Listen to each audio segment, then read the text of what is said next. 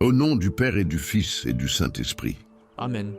Évangile de Jésus-Christ, selon saint Marc 1, 29-39.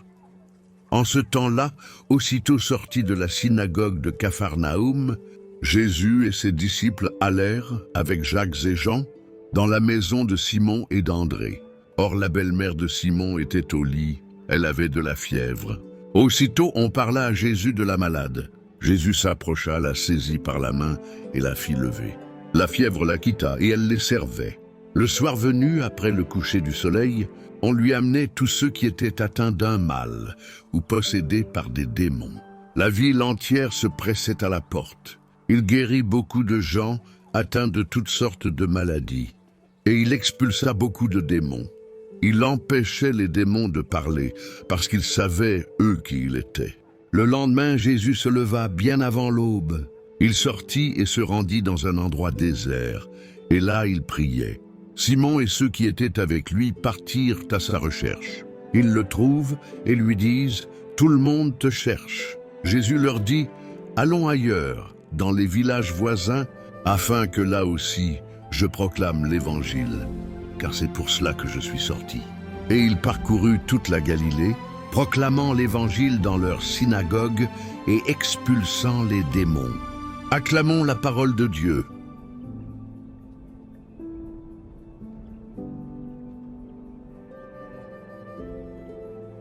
La guérison de la belle-mère de Simon, Pierre.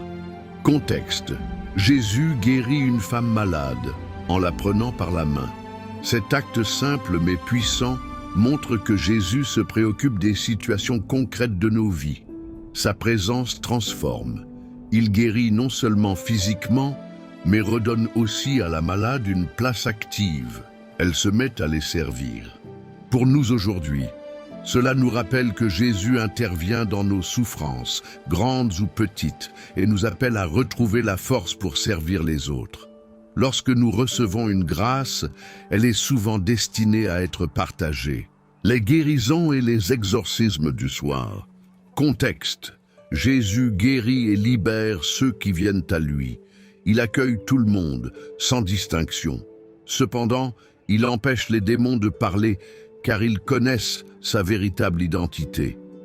Jésus agit avec autorité et discrétion, préférant que les gens découvrent son message par sa vie et ses actions.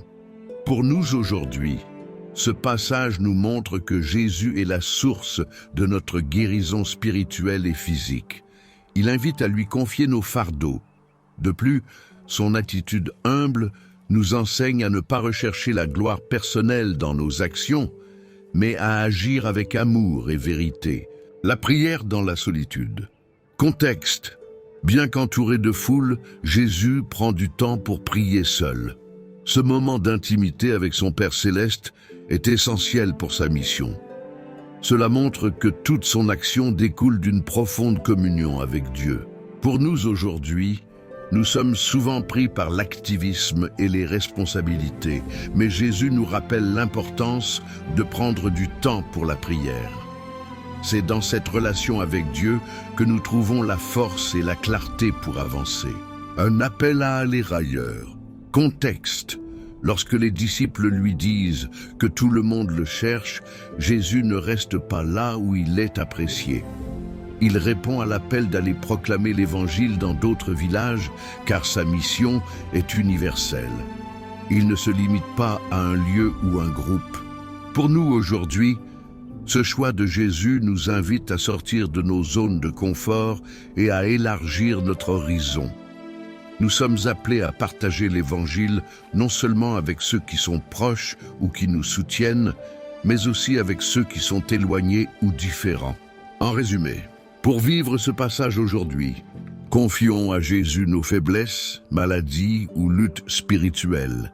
Prenons un temps quotidien pour la prière, dans le silence et l'intimité.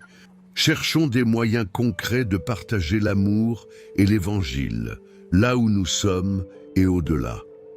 Ce texte nous rappelle que Jésus ne cesse d'agir et de nous appeler à une vie tournée vers Dieu et les autres.